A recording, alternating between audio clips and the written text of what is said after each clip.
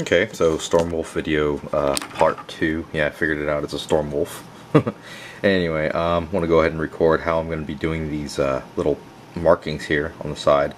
In my previous video, you might notice that this part has been removed, carefully pried off, as during the build. First builds, usually you make mistakes here and there. It's only after you assemble the model and start painting it, realizing, oh, I should have, pulled these off first. So that's what happened here, but luckily they just snapped off. It wasn't that big of a deal.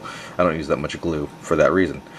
So here, I'm going to go over these pack markings. Already I've done the metal parts. I wanted to get these done as after I finish these pack markings, I didn't want to dry brush this and then have it bleed on to the markings, as they're going to take a while to do. So to start off, I've given a rough coat of black here. You don't need a lot, just something to balance the undertones of the yellow. You want a darker yellow here. What I've gone ahead and done is I've mixed my Averland Sunset base. And this yellow, by the way, is going to be how I do all my yellows in the Space Wolf Army, including this beautiful fade right here. So I've mixed my Averland Sunset with a touch of my handy dandy Minitaire drying retardant, which is handy, and everyone should have some. So what you get is this soup. It's like a watery mess, which doesn't dry as you're trying to work with it. Really good for fine detailing, and you don't get dried balls of paint on the tip of your brush, and it stays workable for a while. So what I've done is I've made a rough sketch. Kind of looks chalky almost, what you're going for. Don't worry about it looking nice and neat. You want to get the outlines of how your spacing and edges are going to line up. So I'm just going to go ahead and do this all the way around the model. It's going to look kind of crummy at the moment. Don't worry about that. Just make sure that you get your shapes done. Here in these bends, it gets kind of difficult, so I'm going to probably do a little bit of correcting here and there. And it's going to take a while before you get the right effect going. And we're going to come back and see how this thing's finished up. Alright, second stage is now done. I've gone ahead and went all the way around with my rough sketch about where I want. This is going to have to be fixed. I'll be working on that, but it's a little wet, so I gotta let it dry. However, I've gone, as that's drying, I'm going to work to the next stage here. I've mixed in Scrag Brown with my thin down yellow color, and as this is dried on my palette, it does still dry even though it has dry retardant. The Scrag Brown has taken on a nice consistency, which is still workable, but it's a little thicker, which is great. I love Scrag Brown for an undercoat for yellow. It has a nice natural orange hue to it, and being that it's a darker brown, it will even out all your undertones. See how that looks pretty smooth, and you don't see much blotchiness under there with little to no effort. It's going right over these columns, which they look terrible, but you do get a nice smooth coat after that.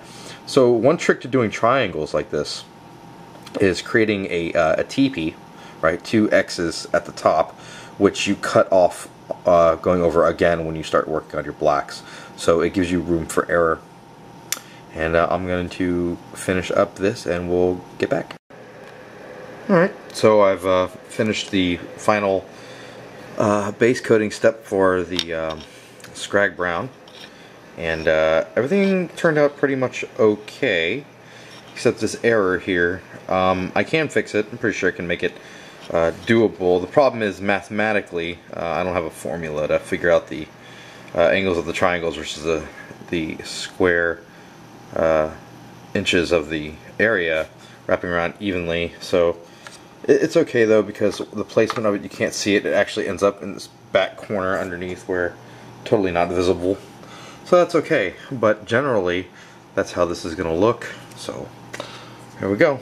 That is the base coat done. The yellow is about to be ready to be applied, and what we'll do is a precursor. We'll just start off with mixing Averland Sunset in, and then we'll mix in a little bit of let's see, Uriel Yellow, finally going up to Flash Gits, and then white. I haven't decided which white I want to use, but that's essentially what we're going to be doing. The main thing is, though, that your colors are evenly coated, so when you're doing your Averland Sunset, you want to make sure that that you don't have any of that brown shading coming through. You want it to be a smooth surface underneath. That's basically how I got that done. You can't really see anything except around the edges, so there's no blotchiness or anything like that. If I can pull this picture up, we can see how the GW does it, and it's pretty bland. I'm going to be going for more of a contrast here. That's where your Scrag Brown's going to come in. Let me just now decide where I want my shadows to fall, and we'll be back. Alright, so I've done mixing in our Avalon Sunset. You can see how I've kind of built up the gradient further and further and further, and the shadows have kind of worked out on their own. Let me turn on this light so you can see some of the shadowing here. Alright, that's not much light at all, is it? Oh well, but you can see some of it coming through, I guess. And I just kind of went with it, letting the paint do its thing, letting the shadows form on their own, and there's that spot that I don't know if I'll be able to fix. Yeah, so it's looking okay so far. I'm liking it. And I'm gonna go ahead and work in the brighter yellows and finish up the yellows now.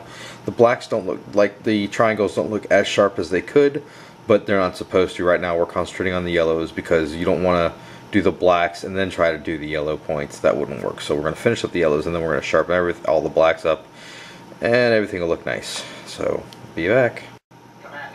Alright, so I've cleaned up the black. I'm finished the highlights around the edge on the yellow there, and I'm going to let this dry real fast, and then I'm going to mount it. So looks pretty good. I'm happy with that. I've added a glaze. I've added a jello glaze over just to kind of cool down some of the highlights and shadows. I may go in with maybe a Agrax Earthshade wash in the cracks, or I don't know, maybe some Reikland Flush Shade, who knows. But I'm going to go ahead and mount it up there and see how it works, and we'll continue painting this model.